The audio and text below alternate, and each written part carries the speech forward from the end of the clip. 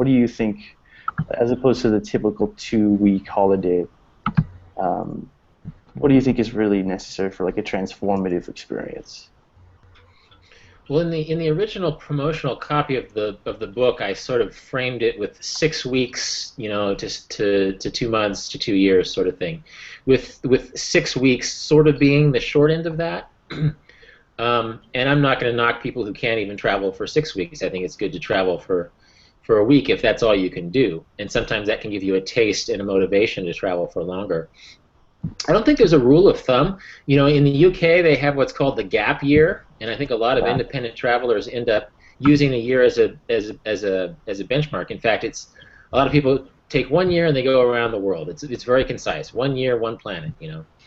Um, but that doesn't necessarily need to be a hard and fast rule, and it really depends. I don't know how old your parents are, but they might not be able to leave certain obligations for a year, and I think that you can have a lot of interesting experiences in 2 or 4 or 6 months, especially if you're not used to that sort of thing.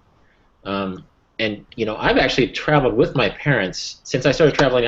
I've met them in various places, and I've gifted some travel to them. And I don't think we've ever gone any more than 3. I don't think we've done a full month out there. But they still, I mean, they were able to soak in so much compared to how they normally travel that 4, 6, 8 weeks can actually be a lot.